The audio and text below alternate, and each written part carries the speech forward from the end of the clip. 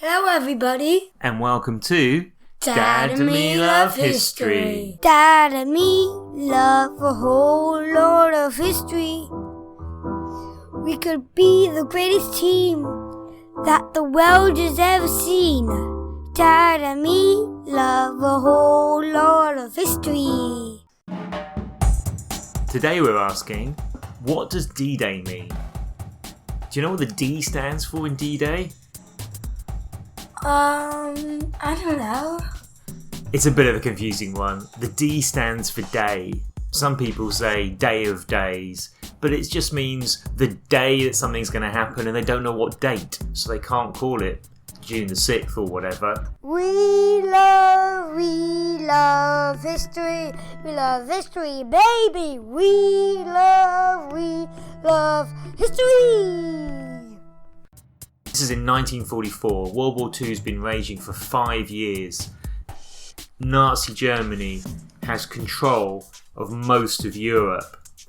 And this is the beginning of the Allies, particularly Britain and the US, Canada, but backed up by lots of other countries, by the beginning of the Allies fighting back and actually attacking France, which was controlled by Germany, so attacking German troops in France. To get into France, they were going to have to land on the beaches and really just work their way up from there. So Britain was an island, they had to go across the sea to get to France, and of course the German troops were waiting for them all along the coastline of France.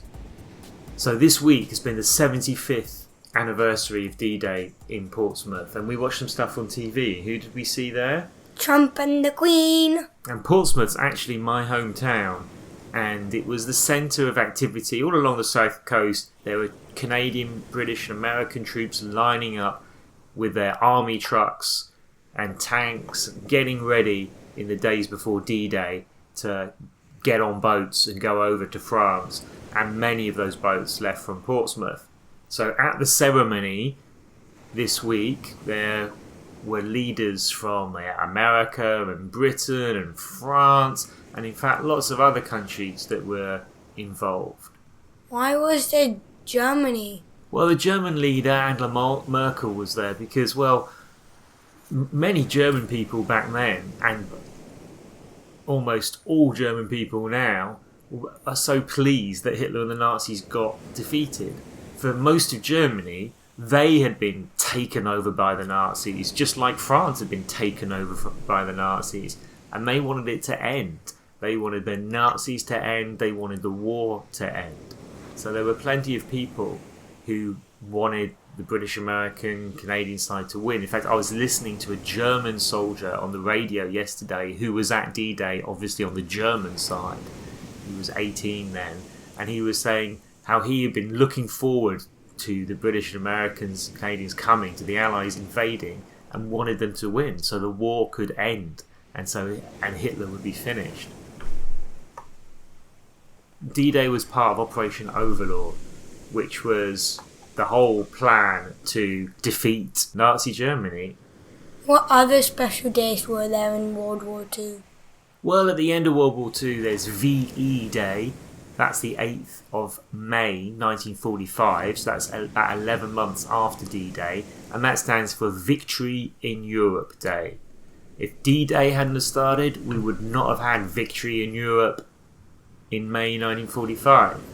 D-Day, as long as it was successful and the Allies managed to get all their troops onto the beaches and then up off the beaches in France, D-Day would be the beginning of the end. We've got a picture in front of us, and there's some red bits on it, and it says areas under Axis control. What does that mean? That's a very good question. So on this map in front of us, everywhere red is under Germany's control. What about the green area? The green are the Allies. So in this map, it's really just Russia and Britain mainly. And Russia, of course, was fighting against Germany on the other side. And they'd been fighting against Germany for several years on what's called the Eastern Front, on the eastern side. And they were saying, we need you to invade France from Britain so that you can make the German army have to fight in two different places at once. And then surely they're going to lose.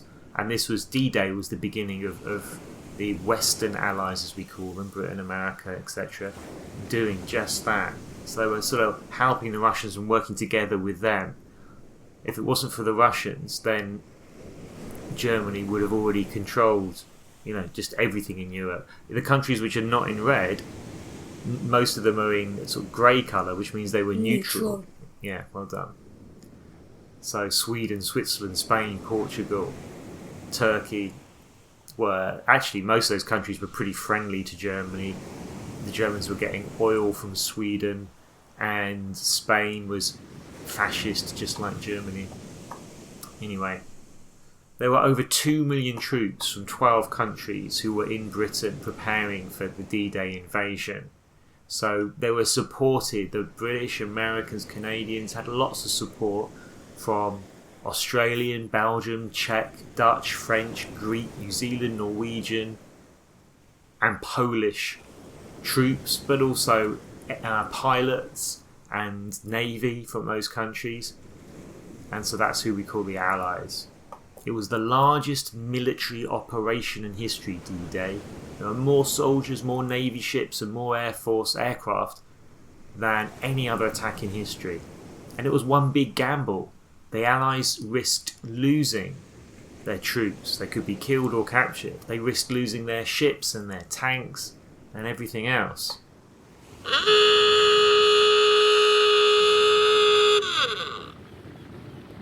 So the plan was, from different places, from the south of England, the ships would leave, and then they would kind of get closer together in the English Channel, or the channel between England and France, the sea, and they would land at these 5 beaches and push Hitler's troops back from there. There were 2 parts to the plan. It would actually begin with the air.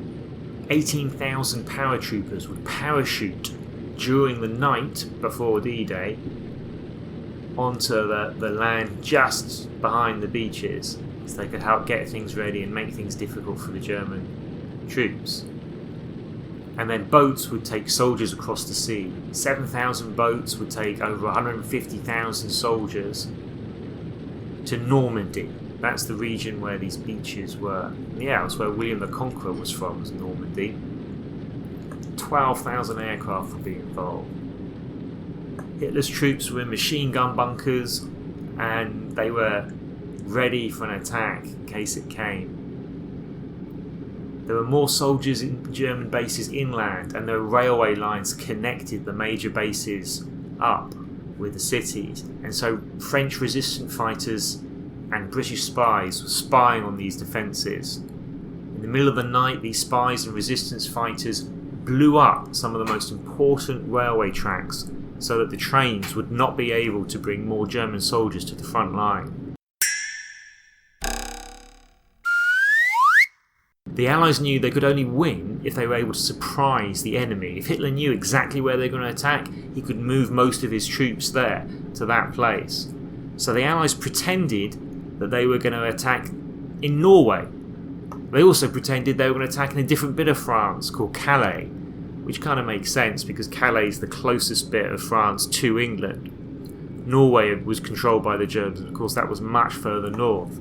So they sent out some false reports saying that they were going to attack in these places. Did they? They didn't actually attack, no, in Norway or Calais. They just pretended that they were going to. No, did the Germans find out? Yeah, the Germans thought that the attack was going to come in Calais, the nearest bit to England. Germany had spies in Britain, and those spies were sending messages by radio and sometimes by letter back to Germany, saying, we've seen thousands of tanks moving down the streets towards southeast England, Dover, the bit of England that's nearest to Calais, so there must be an attack coming across there. But do you know what was wrong with those spies from Germany's point of view? They were all working for the British. Every single German spy in Britain was working for the British. Is that because they wanted the war to end? It's 2 different things there. One is that Britain got some volunteers from different countries, actually. There was one guy from Spain And because Spain was friendly with Germany, the Germans believed him when he went to the German authorities, like the German embassy in Spain, and said, I want to spy for you, I want to help Germany. And he went to Britain, and when he got to Britain he said, look, I've told Germany I'm spying for them, but I'm not really. I want to help Britain win the war and defeat Hitler. And then there were German spies who had arrived in Britain either by parachute or by boat in the middle of the night, and they'd all been caught, and they were given a choice. We're going to execute you, or you work for us and you send the messages we want you to send back to Germany. And of course, that's what most of them did. The British came up with some special inventions that they were going to need for D-Day. Landing this many troops on beaches and trying to get their tanks and weapons on there was going to be hard work. They actually did a practice run 2 years earlier at a place called DDay in France. It went pretty badly. The Allies troops that landed there were mainly Canadians, thousands got killed, and they soon had to retreat. But the Allies learnt a lot from that. One thing they learned was they were going to need these special inventions. So they invented different things like floating tanks that were sort of also boats and could power their way across the sea and then come out of their boat very quickly the other side. It's just a small boat, it's just a little bit bigger than a tank. Oh, talking about tanks, the British made dummy tanks, fake inflatable tanks back in Britain, and they put these in all the British army bases around Britain so that when German spy planes came flying over taking photographs, they would see from the air the tanks were still in their bases. The British did not want the Germans to know that the tanks had really been moved down to the coast ready to get onto boats. So they had these fake inflatable tanks made. Didn't they also use cardboard tanks on land? Yeah, they had some cardboard cutouts, that's right, of tanks, and at different times during the war of planes. Of course, the Germans had their defences. They had machine gun posts and bunkers, and they also had obstacles out. So when the big metal obstacles in the sea, but when the tide was high, you couldn't see them, and a lot of them had explosives in them, mines, so that if your ship crashed against them, it would blow up. So it was really important that the Allies attacked when it was a low tide, when the sea was low, so they could see as many objects as possible that were sort of sticking out of the water or just beneath the water surface. So the Allies invented another thing after their, what you could say was a failure in Dieppe, where they tried to invade this French town 2 years earlier. I wouldn't say it was a failure, by the way, because they learned so much from that, it enabled them to succeed with D-Day. But one of the other things they invented after that was a machine that could predict the tide. So the scientists and the weather predictors, the people who did that, were so important in this. They wanted to get the tide at its lowest point. They worked out June 4th to 6th would be the best time, where the tide at certain times of day would be at its absolute lowest. There should also be a full moon, so there'd be plenty of light for when the aircraft and the paratroopers were trying to find where to land in the night just before the invasion in the morning. But then those dates came round, the 4th of June, and the weather was bad. The wind was too strong through the 4th of June and 5th of June. The waves were too big for men to be able to get out of the little boats they'd need to land on the beaches. June the 5th is my birthday! Yeah, so it was supposed to be on your birthday, but in reality, they had to postpone it to the 6th of June 1944. So that was D-Day, and we're looking at a photograph here of a landing craft, a ship with a big entrance at the front of it, a massive wide gangplank that opens down, and the troops would come out and pile onto the beaches.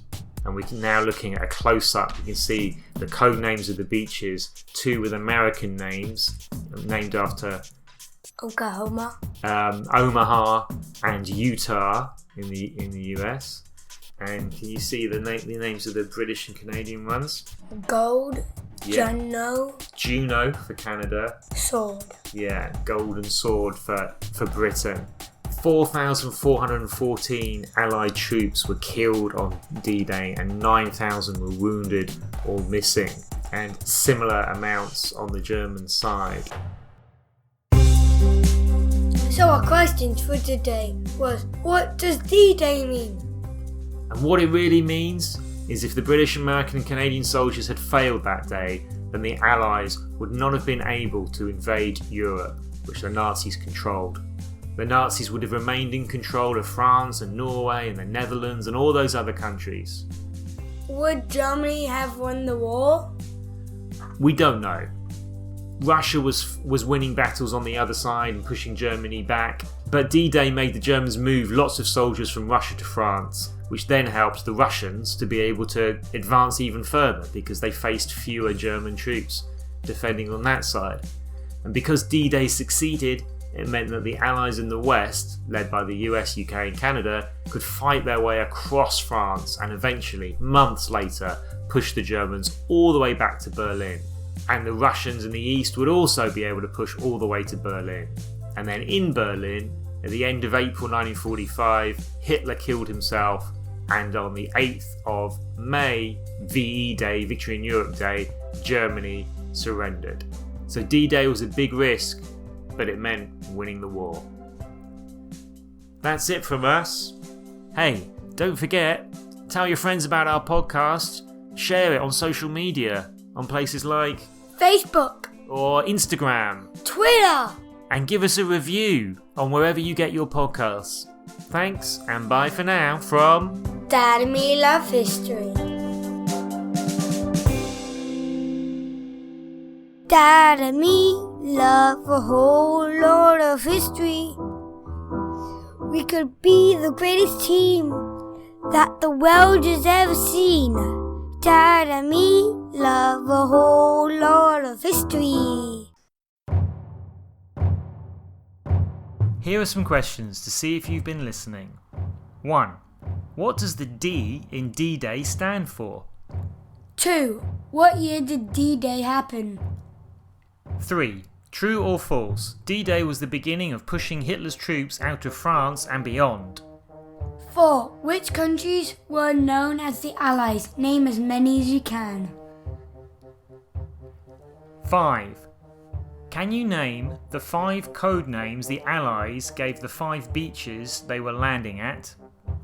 6. Why did the Allies put up inflatable tanks around Britain? 7. Why did Hitler think that the Allies were going to invade a different place, like Calais, rather than Normandy? What was VE Day? And that was number 8. And here's a bonus question. The answer to this was not in the podcast. We don't often ask extra questions, but here it goes. What was VJ Day?